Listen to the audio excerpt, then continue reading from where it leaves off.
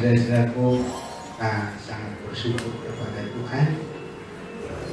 Oleh kemurahannya kita diberi kesempatan saat ini kita boleh diberi perpanjangan umur saudara-saudaraku. Dan kalau Tuhan berikan perpanjangan umur bagi kita di dalam suratan 2 Petrus pasal 3, itu adalah kemurahan Tuhan bagi kita, saudara-saudara yang terkasih, untuk kita menggunakan, memperhatikan dengan sungguh-sungguh supaya hidup kita semakin diubah sesuai dengan rencana Tuhan. Sebabnya kalau Tuhan memberi perpanjangan umur bagi kita, itu adalah kemurahan Tuhan. Di dalam 2 Petrus pasal 3 ayat yang ke-9, Tuhan tidak lalai menepati janjinya, sekalipun ada yang menganggapnya sebagai kelalaian, tetapi Ia sabar terhadap kamu karena Ia menghendaki supaya jangan ada yang binasa, melainkan supaya semua orang berbalik dan bertobat.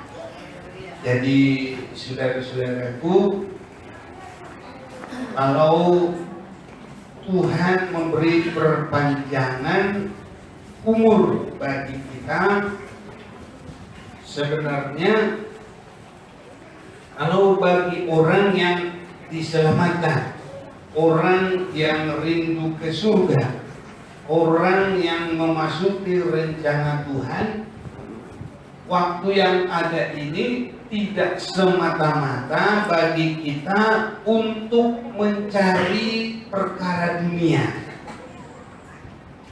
Saudara-saudaraku, kita memang di dunia dan Tuhan berkata kita harus kerja. Orang yang tidak bekerja jangan makan.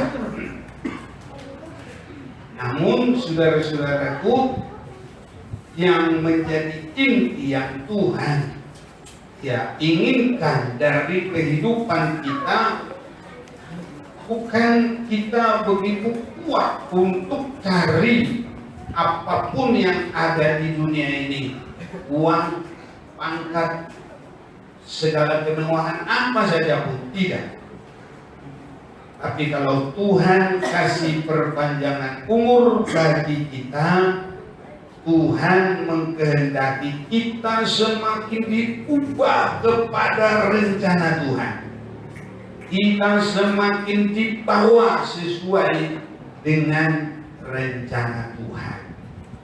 Saudara-saudaraku, firman yang saya akan sampaikan bagi kita adalah dalam suratan 1 Petrus. Suratan 1 Petrus akan membaca, saudara-saudaraku, pasal yang pertama.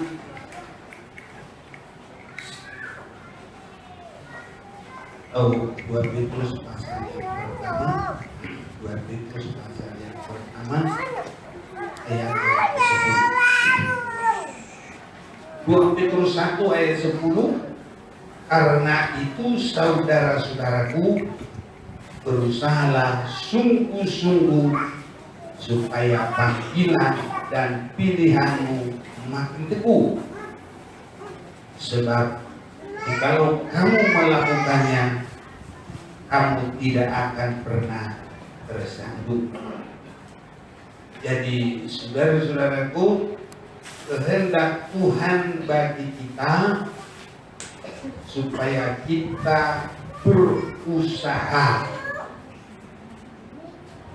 dan berusaha sudah bagus, Tetapi di sini harus berusaha sungguh-sungguh supaya panggilan kita makin teguh.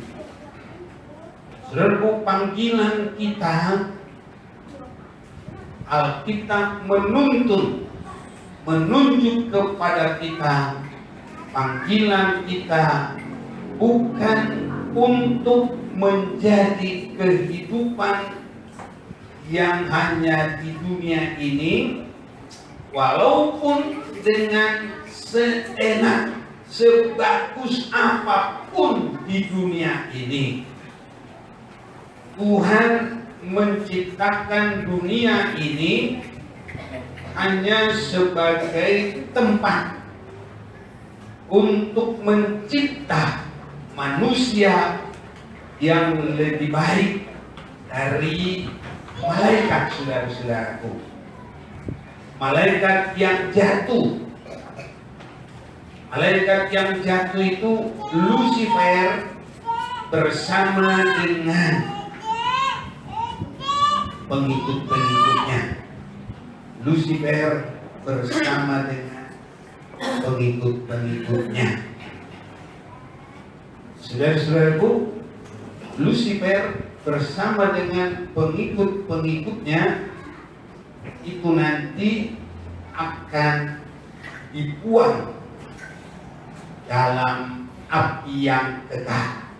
Dalam Matius pasal 25 kita akan membaca sebentar ayat yang ke-41. Dan ia akan berkata juga kepada mereka yang di sebelah kirinya, enyahlah dari hadapanku, hai kamu orang-orang yang terkutuk, enyahlah ke dalam api yang kekal yang telah sedia. Ini kita perhatikan, yang telah sedia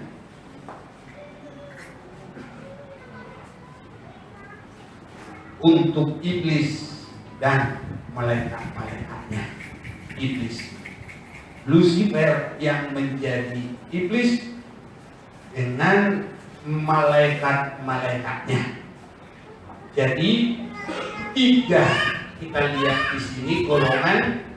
Satu iblis, kedua malaikat-malaikatnya, dan ketiga adalah yang dianggap jahat, yang tidak bersungguh-sungguh dalam pengiringan kepada Tuhan, yang tidak bersungguh-sungguh di dalam panggilan oleh Tuhan, panggilan Tuhan bagi gerejanya di bumi ini. Kalau tidak bersungguh-sungguh, maka nanti disebutkan ya, dia akan berkata kepada mereka yang di sebelah kirinya, enyahlah di hadapanku, hai kamu orang terkutuk, enyahlah ke dalam api yang kekal. Jadi api yang kekal itu, itulah disebut neraka. Itu tempat iblis dan malaikat-malaikatnya. Jadi iblis itu, malaikat-malaikatnya itu, pengikutnya itu sangat banyak. Dan nanti ditambah lagi orang yang tidak bersungguh-sungguh di dalam panggilan Tuhan. Jadi tiga golongan ini, saudaraku, berada di dalam api yang kekal. Api yang kekal. Jadi tidak setahun, tidak 2 tahun, tetapi api yang kekal. Kalau sudah sampai kepada api yang kekal, itulah yang disebut neraka. Tidak berubah-ubah lagi. Saudara-saudaraku, kalau kita boleh bayangkan di sana, ya orang hanya mengalami sengsara. Mungkin Kalau pertama masuk menyesal. Tapi lama-lama sadar gak ada lagi perubahan, ya sudah ditahan saja di situ, menderita. Segala penyesalan di situ, saudara-saudaraku, semuanya sudah di situ lengkap. Ya, apa yang paling rasa kita menyesal di dunia ini, tapi di neraka lebih lagi puncak daripada menyesal. Itu sebabnya saudara-saudaraku, dalam 1 Petrus ini atau 2 Petrus ini tadi, pasal yang pertama ayat 10, karena itu saudara-saudaraku, berusahalah sungguh-sungguh supaya panggilan dan pilihanmu makin teguh. Sebab jika kamu melakukannya, kamu tidak akan pernah tersandung. Jadi sampai kita siap, Tuhan Yesus datang. Amin, saudaraku. Dan kita mengalami kemenangan walaupun apapun tantangan, walaupun apapun persoalan. Jadi anak Tuhan yang berusaha sungguh-sungguh, mereka tidak akan tersandung oleh apapun. Saudaraku, kalau masih muda tersandung, itu belum mampu untuk dibentuk. Tetapi kalau kita sudah tidak tersandung, maka apapun yang terjadi itu hanya pembentukan sampai kita berada di dalam panggilan Tuhan, di dalam pilihan Tuhan. Kita melihat di sini begitu hal yang sangat tegas sekali. Panggilan, pilihan, tidak tersandung, semakin teguh. Di sini saudara-saudaraku ya. Jadi itu sebabnya kita harus berusaha dan juga harus bersungguh-sungguh. Saudara-saudaraku, kita akan melihat dulu di dalam Matius pasal yang ke-7. Ini saudara-saudaraku, kalau mau perjalanan Kristen yang benar, karena seringkali saudara-saudaraku menjadi orang Kristen menentukan jalannya sendiri. Banyak yang begitu. Itu sudah mulai dari dulu. Mulai dari anak pertama dari Adam, Kain, yang menawar bagaimana perjalanannya sesuai dengan keinginannya.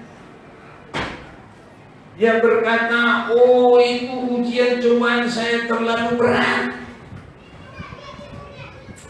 Saudara-saudaraku, kalau kita dengan rela menerima apapun yang terjadi, itu pembuktian Tuhan tidak akan menghukum kita lagi.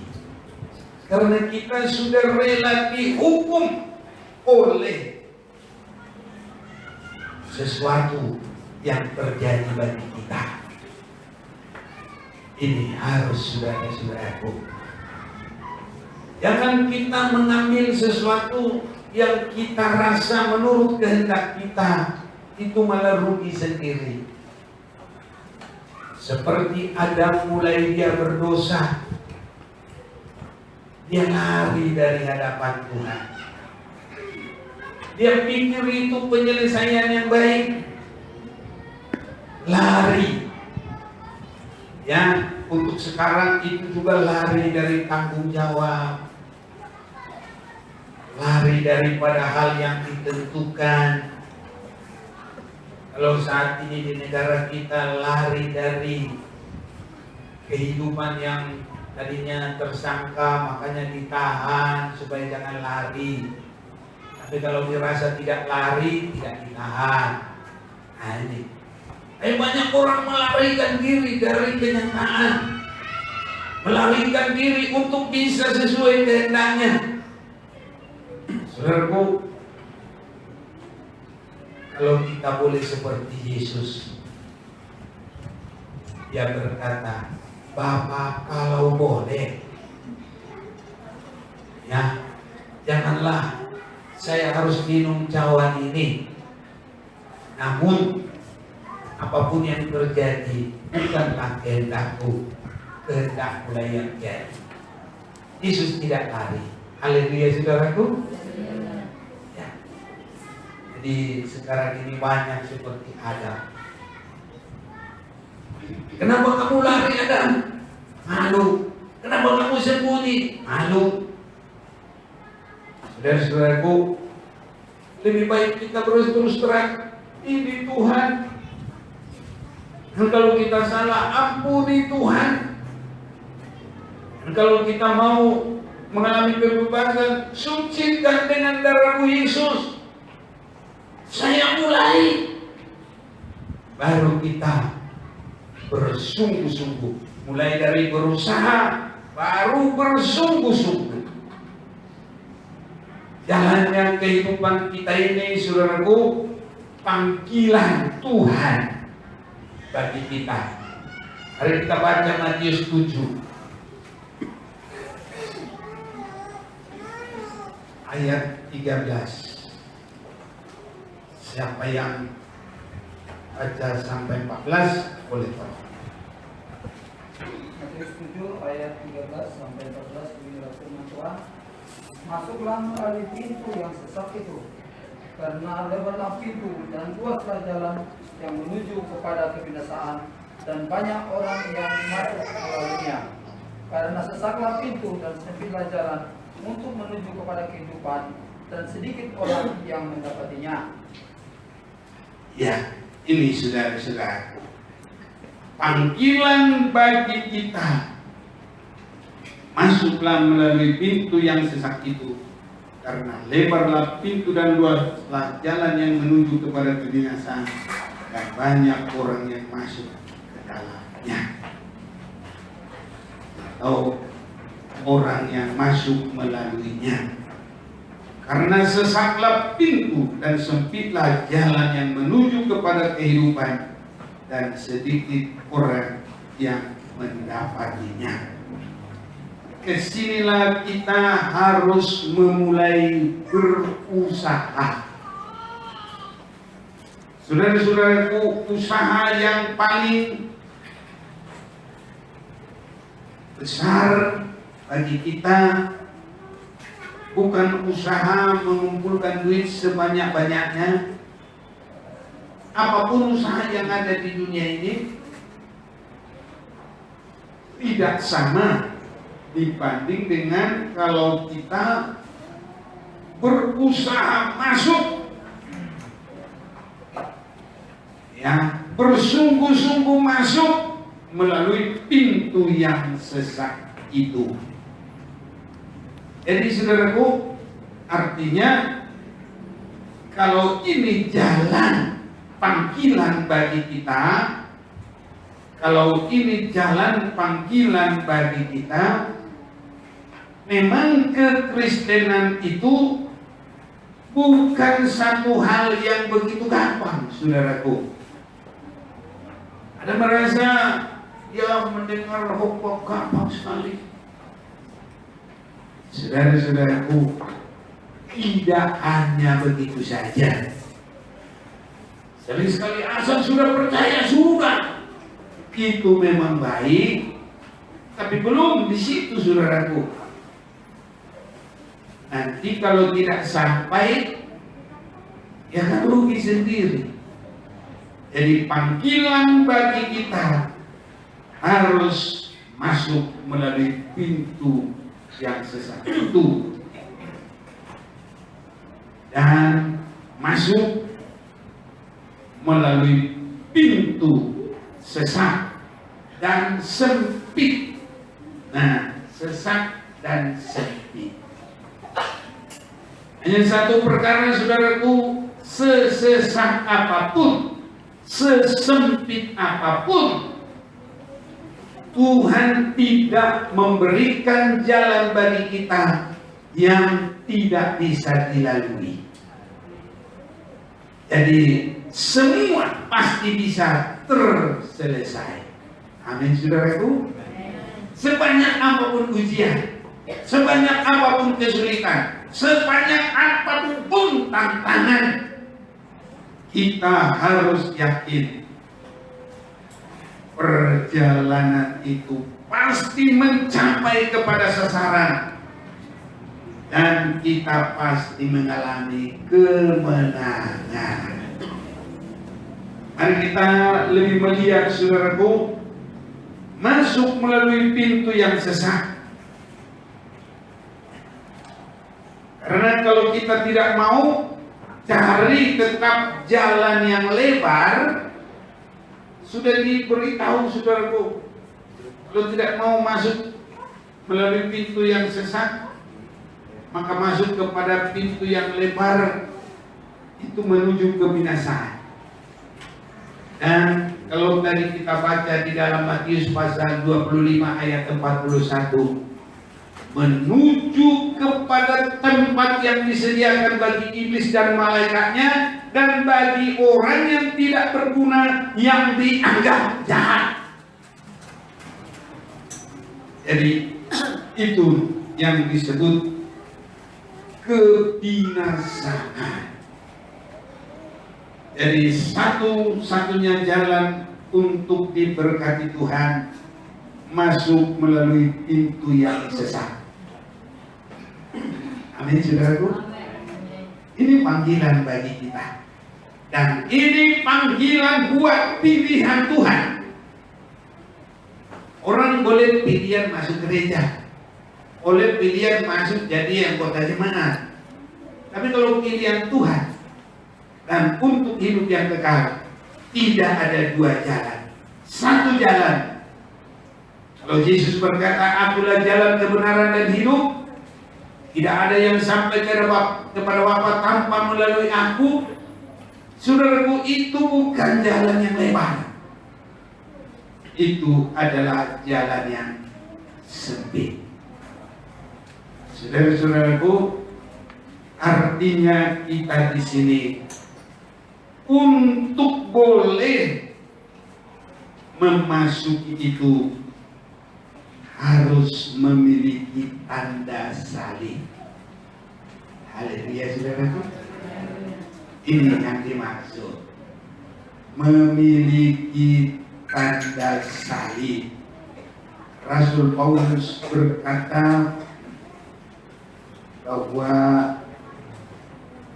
kalau menjadi milik Kristus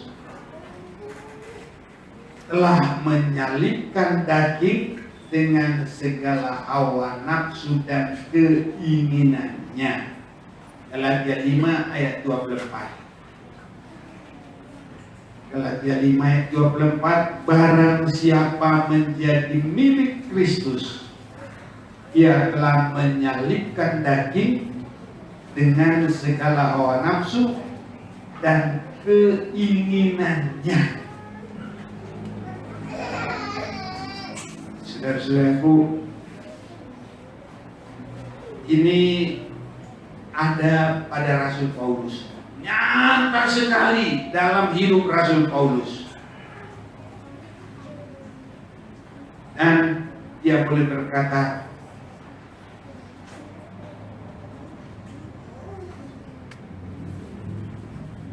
ayat yang ke-14, tetapi aku sekali-kali tidak mau bermegah selain dalam salib Tuhan kita Yesus Kristus, sebab olehnya dunia telah disalibkan bagiku dan aku bagi dunia.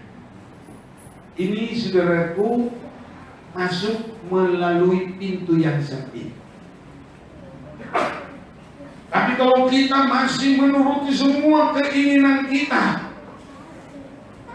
itu tidak bisa masuk, saudaraku, dalam sempit.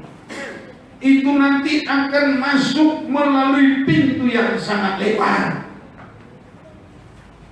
Semau saya, sesuka-suka saya. Jadi kalau bahasa Batak bukan rohani, tapi rohana. Bahasa Batak bilang lomo-lomona.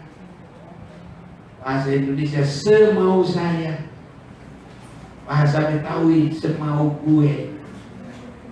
Jadi saudaraku, ya, semau saya, saudara-saudaraku. Bahasa Jawa, sakarakku. Sakarap dewe. Bahasa Inggris gimana? Up to you. Up to me. Up to me. Ada yang dengar yang mereka yang ketawain sekarang ini. Iya, karena selalu ada yang ikuti yang mereka juga, ya, saudaraku. Jadi jangan sesuka saya sendiri, jangan sesuka kita sendiri, jangan semau sendiri, ya. Tetapi aku sekali-kali tidak mau bermegah selain dalam salib Tuhan kita Yesus Kristus. Saudaraku, sampai ke situ. Ini namanya tidak ada lagi yang besar, semua sudah kecil. Masuk itu dalam jalan salib. Ya. Di dalam ayat yang ke-16, dan semua orang yang memberi dirinya dipimpin oleh patokan ini, turunlah kiranya damai sejahtera dan rahmat atas mereka dan atas Israel milik Allah. Jadi semua, baik kita yang bukan orang Israel, baik orang Israel, kalau kita tidak mau berbuat semau kita, tapi sudah menyalipkan, sampai menyalipkan keinginan dan keduniawian, maka turunlah rahmat atas mereka, ya, turun rahmat dan damai sejahtera. Haleluya, saudaraku. Jadi supaya kalau pendeta berkata turunlah rahmat damai sejahtera, itu nggak ada kuasanya pendeta. Tapi kalau jemaat itu sudah diajar dulu melalui jalan sempit, itu tidak melakukan keinginan sendiri, dan kalau semua berkata amin, kuatkan kami Tuhan, maka kalau pendetanya berkata turunlah damai sejahtera dan rahmat, itu terjadi. Tapi kalau jemaatnya semua melakukan semaunya, belum ada tanda salib, iri, dengki, tersinggung, merasa hebat, merasa lebih, semua merasa besar, saudaraku. Yang pendeta berkata turun rahmat, tidak turun-turun, karena rahmat itu bukan karena disebut turunlah, tapi kalau ada masuk di jalan sempit, jalan salib itu, maka kalau pendetanya berkata, karena sudah diberitahu dan dia lihat semua berkata amin, maka benar-benar turunlah rahmat dan damai sejahtera kepada kita. Turunlah rahmat damai sejahtera dari Tuhan. Amin. Amin. Saya yakini, saudaraku, semua turun rahmat damai sejahtera. Enggak aura milik apa muka kita ini. Itu semuanya, saudaraku, ada rahmat damai sejahtera. Lo lihat teman-temannya, ada rahmat damai sejahtera. Ada. Amin. Itu karena kita mau dalam jalan salib, jalannya salib. Ya, saudaraku. Ayat 17. Selanjutnya, jangan ada orang yang menyusahkan aku, karena pada tubuhku ada tanda-tanda milik Kristus. Saudaraku, harus ada tanda milik Kristus bagi kita. Apakah tanda milik Kristus itu? Tanda pilihan itu apa? Tadi kita sudah baca, saudaraku, ayat 24 Galatia 5. Barang siapa menjadi milik Kristus Yesus, apa? Amin. Kita mau baca bersama-sama, saudaraku, ya, biar kita semua milik Kristus. Amin. 1, 2, 3. Barang siapa menjadi milik Kristus Yesus, ia telah menyalibkan daging dengan segala hawa nafsu dan keinginannya. Kira-kira kita ini sudah ada tanda milik Kristus? Sudah semuanya? Saudaraku, kalau belum bisa menyalibkan keinginan, gampang marah, gampang tersinggung, gampang iri, gampang dengki, gampang semuanya berantem yang tidak bagus, saudaraku. Itu belum ada tanda milik Kristus. Tapi kalau orang dia sabar, pinjam kakinya dia tidak marah, benarlah dia sudah ada tanda milik Kristus. Amin, saudaraku. Tapi belum ada apa, hanya kata orang, kamu digini, langsung berontak apa semua. Aduh, itu belum ada tanda milik Kristus. Kalau ada tanda milik Kristus, barang siapa menjadi milik Kristus Yesus, ia telah menyalibkan daging dengan segala hawa nafsu dan keinginannya.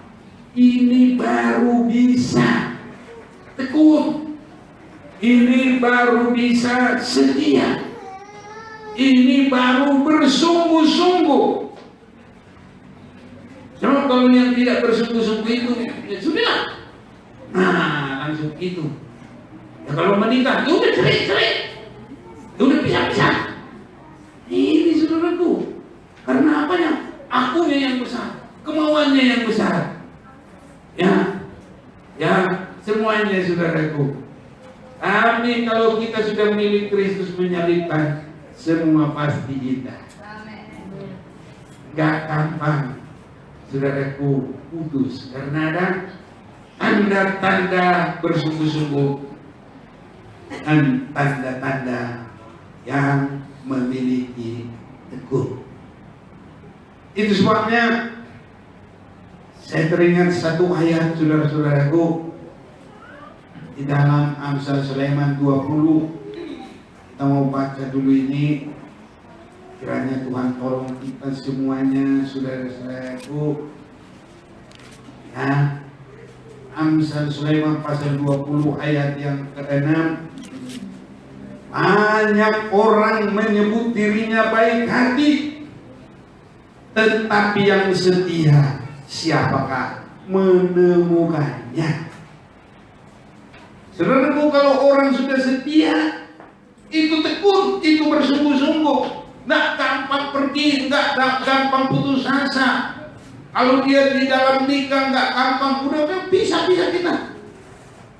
Orang ngaku nggak bawa apa-apa, kamu nggak bawa apa-apa, ya kita udah jadian sekarang kita pisah. Bisa begitu, saudaraku. Atau ada orang merasa gini, yang nyari duit siapa di sini? Kan cuma saya. Bisa. Mau apa? Saudara-saudaraku, itu sebabnya banyak orang menyebut diri baik hati, tapi orang yang setia, siapakah menemukannya? Setia itu, saudaraku, tetap nggak gampang berubah-ubah, nggak gampang tersinggung. Amin, saudaraku. Ini. Jadi banyak orang menyebut diri bukan cuma baik hati. Banyak orang menyebut diri pintar, mungkin kaya, mungkin ya banyaklah talenta, kelebihan. Itu baik semua. Tapi yang setia, siapakah menemukannya? Sebab kalau setia itu sudah berusaha, itu sudah tekun. Setia itu adalah dari ketekunan. Amin, saudaraku. Ya, setia itu dari ketekunan. Kalau kita umpamanya belajar langsung nggak mau sungguh-sungguh, langsung berhenti, nah itu nggak setia namanya. Tapi kalau tekun, aduh, nggak terlalu pintar pun, nggak terlalu ini. Tapi ada pepatah, biarpun punggungnya parang, kalau diasah dengan setia, punggungnya parang bisa tajam. Saudara percaya itu? Haleluya. Nah, punggungnya saja, apalagi kalau matanya gampang sekali saja. Tapi harus ada ketekunan dan sampai setia. Itu sebabnya saudara-saudaraku, kalau kita sudah ada Tuhan berikan talenta, harus setia sampai berguna bagi Tuhan. Matius pasal 25 itu, kambing-kambing itu mungkin pintar sekali, tapi nggak tekun, nggak setia, sampai mereka menjadi tidak berguna. Makanya saudaraku, kita semua harus sampai berguna untuk kemuliaan bagi nama Tuhan. Semakin ada urapan dengan luar biasa, karena kita adalah pilihan Tuhan. Bukan pilihan sendiri, bukan pilihan gereja, bukan pilihan pendeta. Kita adalah pilihan Tuhan. Ini saudara-saudaraku. Itu sebabnya banyak orang menyebut diri baik hati, tetapi yang setia siapakah menemukannya? Biar seperti Daud, saya mau Tuhan, biarlah ambil hidupku bagimu, saya mau setia kepadamu. Haleluya saudaraku. Hari ini Tuhan mau berkata kepada nama kita semua, aku mendapati seorang yang sungguh-sungguh setia kepadaku. Biar itu kata Tuhan kepada kita.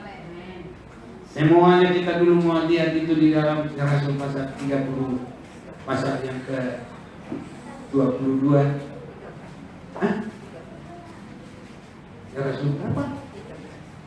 13 ayat 22.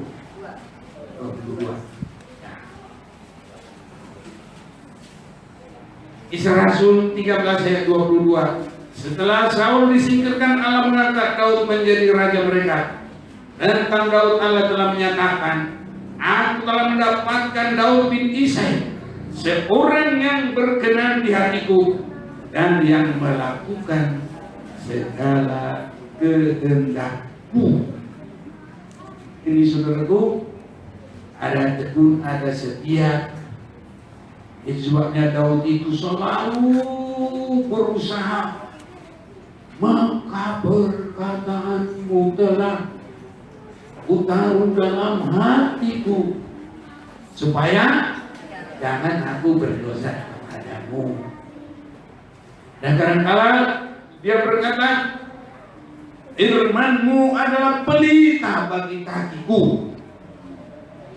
Jadi ketekunan kita saudaraku harus sampai berusaha supaya setiap jalan kita diatur oleh firman Tuhan. Jadi kalau kita menyanyi saudaraku, harus dengan sungguh-sungguh, dengan penyerahan. Kita menyanyi, langkahku diatur oleh Tuhan, dan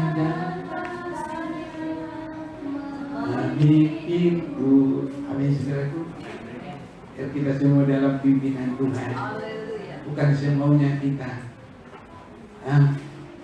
Dulu waktu saya nyanyikan bahasa Batak, dia dibuat, naku dia dibuat, naku dia dibuat.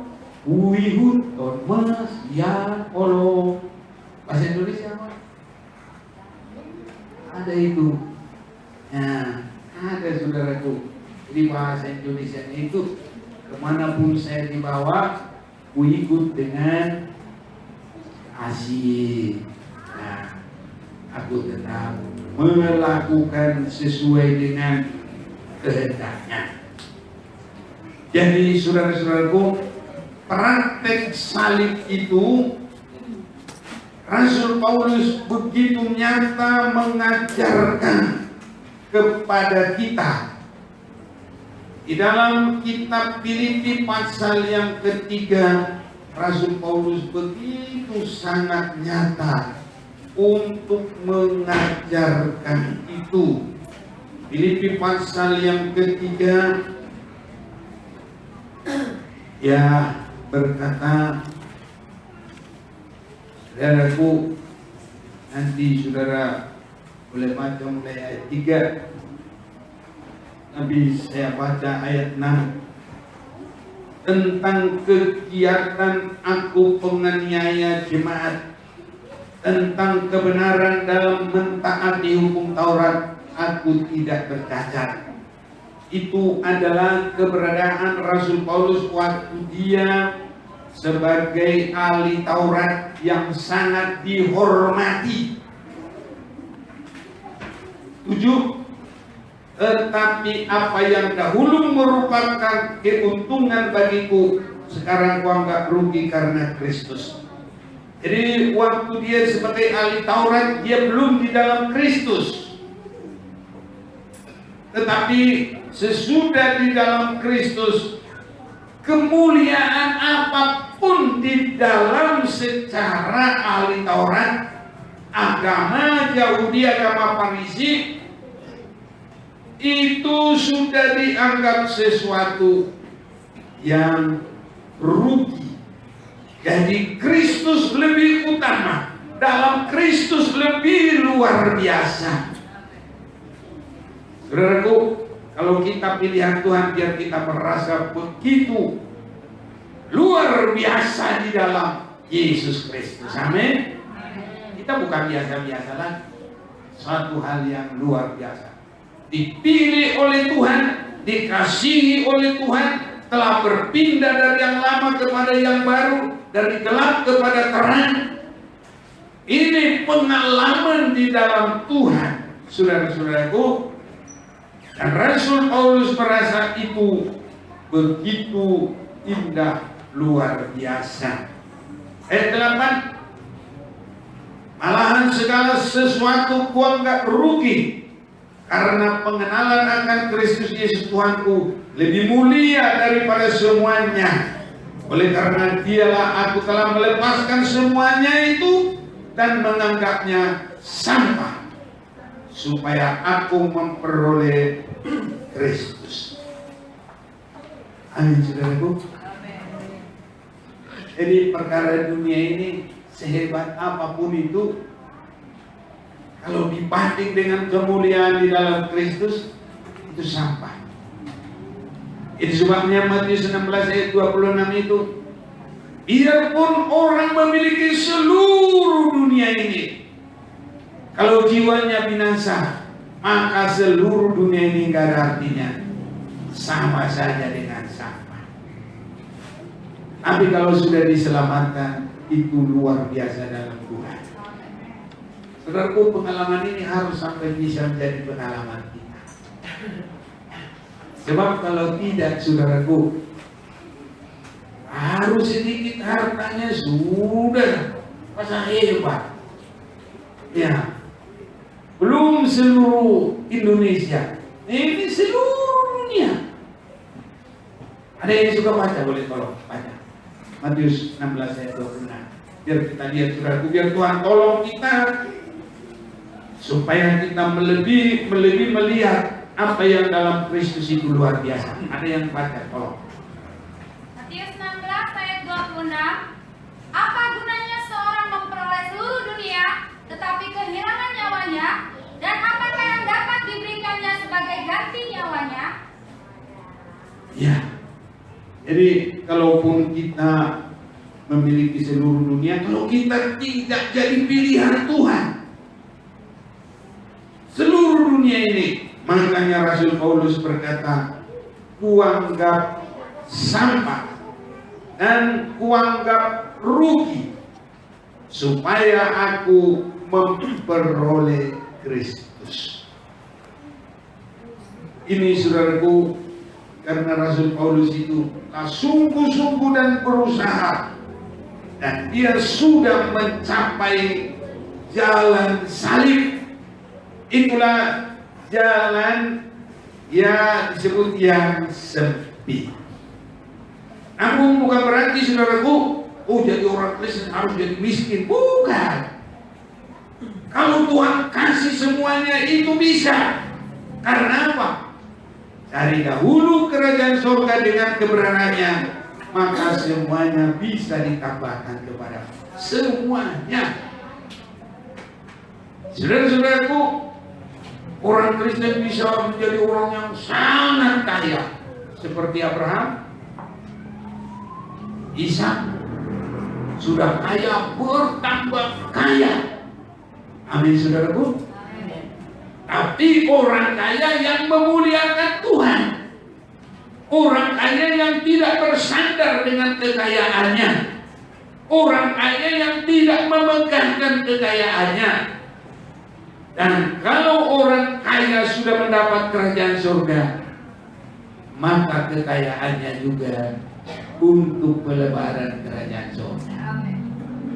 Amin, saudaraku. Orang kalau belum kaya dalam kerajaan surga, baru punya mobil, bukannya bawa ibadah, jalan-jalan bodoh.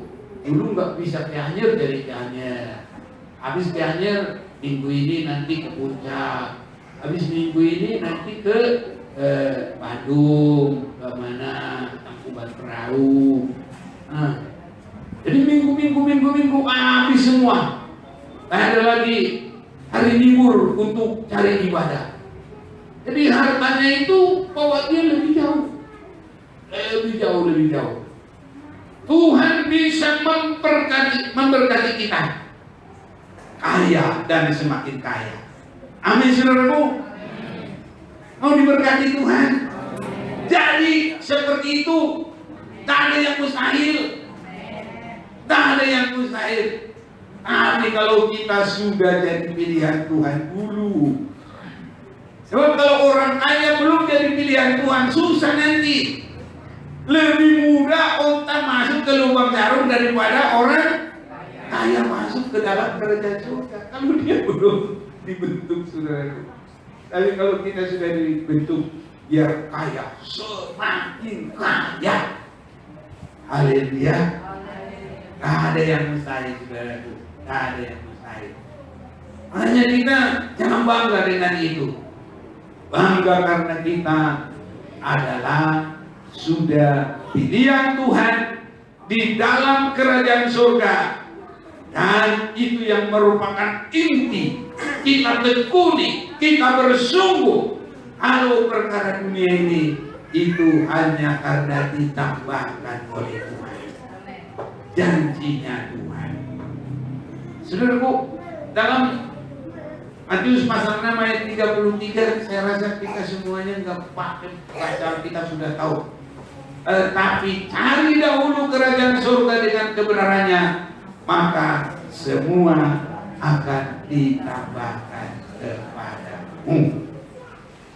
Biar kehidupan kita terbentuk dulu. Dan kalau orang, saudaraku, belum terbentuk rohaninya sedikit aja, harta bendanya apa semua nggak bisa lagi diomongin, nggak bisa dibentuk. Makanya kalau orang sudah semakin ada, rohaninya belum terbentuk, bisa, saudaraku, nanti tidak bisa mengalami tekun dalam Tuhan. Nanti cari semua semau saya, lomo-lomona, ya. Saudara-saudaraku, itu sebabnya berusaha untuk bisa masuk melalui pintu yang sesat, bahkan tekun di dalamnya. Jadi saudaraku, melakukan firman Tuhan itu bukan gampang. Kalau kita belum ada menyalipkan keinginan, kita sulit untuk tunduk kepada Tuhan. Sulit. Dalam Roma pasal yang ke-8 kita akan baca sedikit saudaraku, ayat yang ke-6. Karena keinginan daging adalah maut, tapi keinginan roh adalah hidup dan damai sejahtera. Sebab keinginan daging adalah perseteruan terhadap Allah karena ia tidak takluk kepada hukum Allah. Hal ini memang tidak mungkin baginya. Jadi saudaraku, jalan kepada kehidupan, jalan ke surga itu adalah semakin mematikan keinginan daging. Itulah saudaraku pintu yang sempit. Kalau kita cari pintu yang sempit beneran, ya itu nggak ada yang masuk surga saudaraku. Jadi pintu yang sempit itu artinya kita tidak melakukan keinginan daging, kita menyalipkannya. Karena kalau itu yang kita pelihara, harus begini, harus mau, harus ini, saudaraku, tak bisa masuk jalan yang sempit. Sedikit saja Saul kurang tekun. Nah ini ya, kita harus tahu saudara. Sedikit saja Saul kurang tekun, dibuang oleh Tuhan. Padahal Saul bahasanya itu bagus. Saya tidak melakukan ini karena saya ambil untuk apa? Dia bilang persembahan. Ini saudaraku, kelihatannya kan bagus.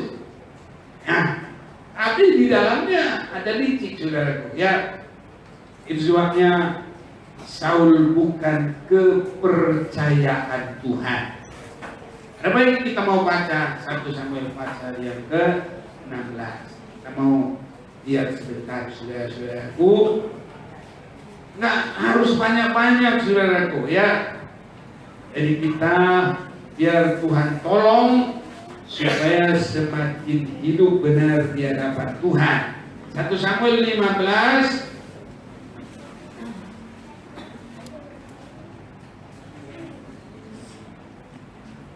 ayat yang ke-21. Tapi rakyat mengambil dari cerahan itu kambing domba dan lembu-lembu yang terbaik dari yang dikhususkan untuk ditumpas itu, untuk mempersembahkan korban kepada Tuhan Allah di Gilgal. Ini saudara-saudara. Tetapi jawab Samuel ayat 22. Apakah Tuhan itu berkenan kepada korban bakaran dan korban sembelihan sama seperti kepada mendengarkan suara Tuhan? Sesungguhnya mendengarkan lebih baik daripada korban sembelihan, memperhatikan lebih baik dari domba-domba jantan, sebab pendurhakaan adalah sama seperti dosa bertenung, dan kedegilan adalah sama seperti menyembah berhala dan serafim. Karena engkau telah menolak firman Tuhan, maka ia telah menolak engkau sebagai raja.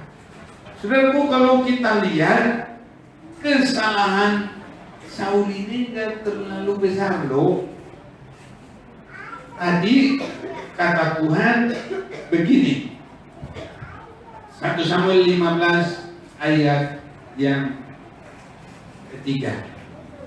Jadi pergilah sekarang, kalahkanlah Amalek, tumpaslah segala yang ada padanya, dan janganlah ada belas kasihan kepadanya. bunuhlah semuanya, laki-laki maupun perempuan, kanak-kanak maupun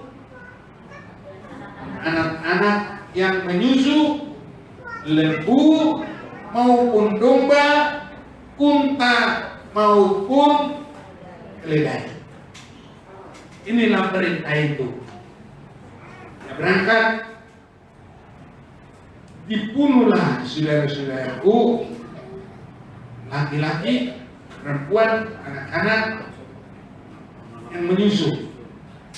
Tapi rajanya tidak. Dan lembu-lembu maupun domba juga tidak dimusnahkan. Nah, ini saudaraku. Alasannya lembu-lembu untuk apa? Persembahan. Oh, sepertinya sogok Tuhan. Saudara-saudaraku, Tuhan ingin melihat ketulusan. Tuhan mau lihat kesungguhan. Tuhan mau lihat kesetiaan kita. Haleluya.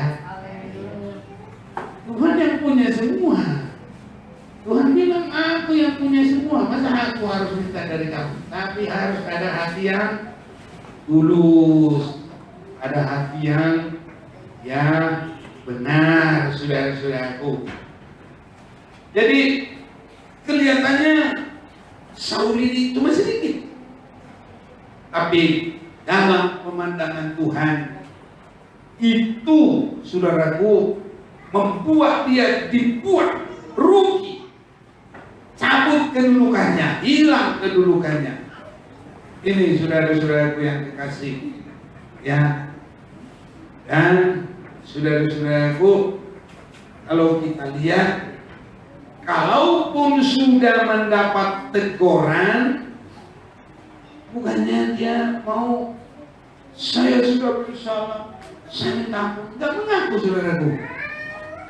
Lebih berbuat semaunya apa saja, tambah lagi, saudaraku.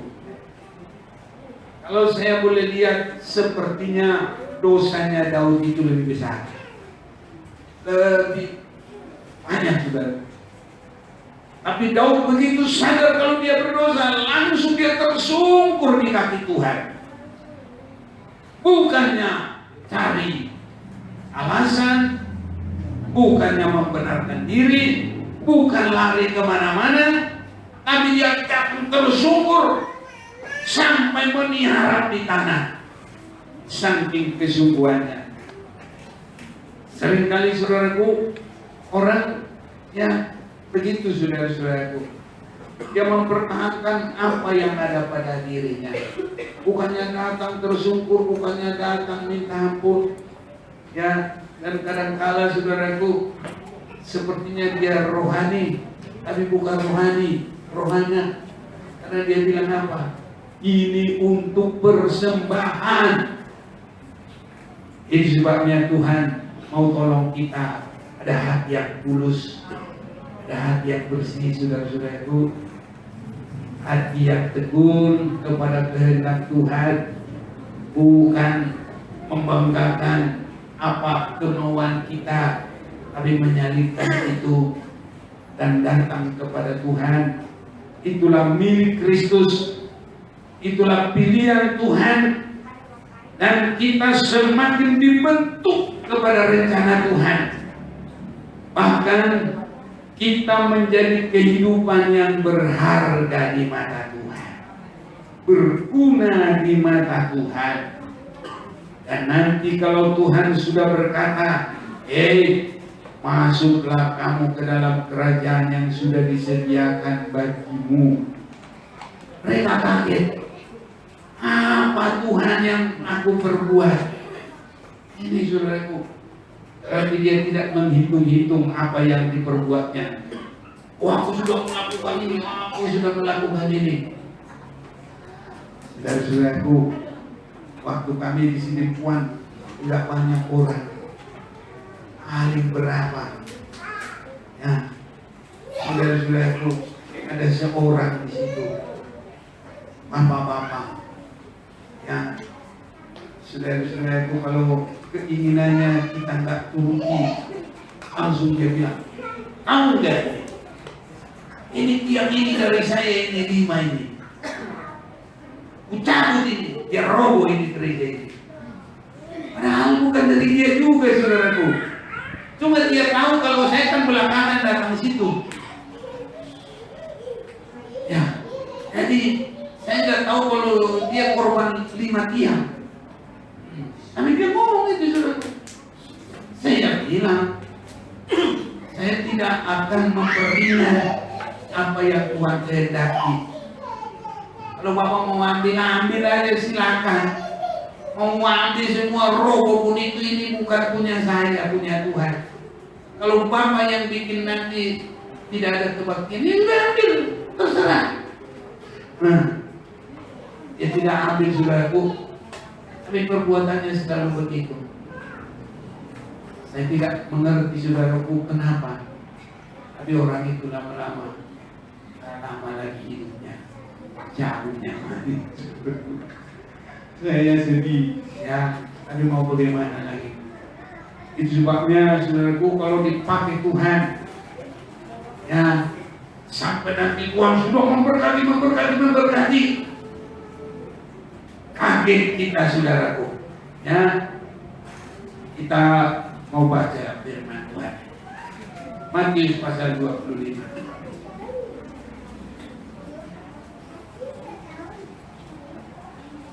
Saya pendek saja 34. Dan raja itu akan berkata kepada mereka yang di sebelah kanannya, mari hai kamu yang diberkati oleh Bapakku. Amin, saudaraku. Mau jadi yang diberkati oleh Bapa di surga? Nah, itu melalui jalan salib itu, saudaraku. Terimalah kerajaan yang telah disediakan bagimu sejak dunia dijadikan. Oh, enak, saudaraku, enak. Ayat 37, maka orang benar itu akan menjawab dia, katanya, Tuhan, bila manakah kami melihat engkau lapar dan kami memberi engkau makan, atau haus dan kami memberi engkau minum? Bila manakah kami melihat engkau sebagai orang asing dan kami memberi engkau tumpangan atau telanjang dan kami memberi engkau pakaian? Jadi mereka adalah orang-orang yang berguna, yang berbuat banyak tanpa mengingat-ingat. Seringkali manusia, saya mau berhenti, saya nggak mau kasih. Seperti tadi, wadah itu diam. Ini saudara. Jadi kalau sekarang saya nggak mau kasih persembahan, saya mau makan apa itu? Kalau hamba Tuhan tak makan dari Tuhan. Gimana memberi persembahan itu supaya dia diberkati Tuhan. Dan kalau apa nanti kan Tuhan bisa. Kalau Tuhan lihat tidak ada lagi manusia, ya Tuhan suruh berunggakan. Ada yang mustahil. Tapi masih banyak anak Tuhan mau diberkati Tuhan. Jangan dulu berunggakan. Ya, tapi kalau jalan terakhir tidak ada lagi manusia, sudah semuanya dikirim. Ya, mau lagi melakukan firman. Karena juga tidak ada yang mustahil. Tapi katanya, saudaraku, dan raja itu akan menjawab mereka, aku berkata kepadamu, sesungguhnya segala sesuatu yang kamu lakukan untuk salah seorang dari saudaraku yang paling hina ini, kamu telah melakukan untuk aku. Jadi saudara-saudaraku, apa yang kita lakukan, melayani singers, main musik, apa semua, itu karena kita melayani Tuhan. Dan itu nanti menjadi jalan Tuhan memberkati kita. Jadi saudaraku, kita berbuat itu bukan untuk manusia. Saya juga melayani ini bukan karena kita ini, enggak, pun kita ini dimanapun saya tetap melayani. Tetapi ya pokoknya karena saya ingin melayani Tuhan. Kiranya Tuhan berikan kekuatan, kesetiaan supaya saya lakukan dengan setia lebih sungguh-sungguh. Tidak ada dari keinginan saya. Saudaraku, walaupun harus menyatakan kehendak Tuhan, semoga saudara jangan marahin saya. Ini saya saudaraku, permohonan saya. Kalau kita nggak bisa dibentuk dididik kepada kehendak Tuhan, nanti saya dimarahin. Kamu itu apa yang kamu kerjakan? Cuma bikin enak telinga manusia. Mereka kasih persembahan biar kamu banyak duit. Begitu nanti kata Tuhan. Tapi saudaraku, biarlah disampaikan sesuai kehendak Tuhan. Memang sakit saudaraku. Kadang-kadang kita nggak berani, takut saudaraku. Nanti kalau kita nggak sampaikan kehendak Tuhan, mau kemana kita? Kita bukan pilihan manusia, kita pilihan hati sendiri. Kita datang untuk kebenaran kita sendiri. Rugi saudaraku. Ya, tapi biarlah Raja itu berkata kepada kita semua, hai kamu yang diberkati Tuhan. Amin. Kita yang diberkati Tuhan, terimalah kerajaan yang telah disediakan bagimu sejak dunia dijadikan. Karena apa? Kita beribadah, kita berbuat, kita melakukan firman karena kita adalah pilihan Tuhan. Bukan untuk kita bangga-banggakan, bukan karena kita hebat. Dan kalau kita boleh dipakai Tuhan, itu hanya karena kemurahan Tuhan. Itu sebabnya saudaraku, dalam 2 Petrus 1 ayat yang ke-10 tadi, saya kembali kepada ayat pokok kita. Karena itu saudara-saudaraku, berusaha sungguh-sungguh supaya panggilan dan pilihanmu makin teguh. Sebab kalau kamu melakukannya, kamu tidak akan pernah tersanduh. Jadi kita semakin bertumbuh berkembang di mata Tuhan.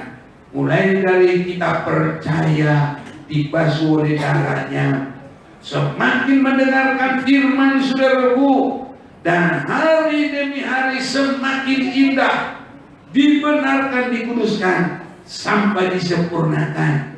Dan kalau kita sampai kepada kedatangan Tuhan, inilah kehidupan yang sangat diberkati Tuhan. Itulah pilihan Tuhan, itulah kekasih Tuhan, itulah mempelai Tuhan. Kemanapun nanti Yesus Kristus anak domba itu, kita juga akan berada di sana. Haleluya. Tuhan berkati kita saudaraku. Semua wajah kita mau datang kepada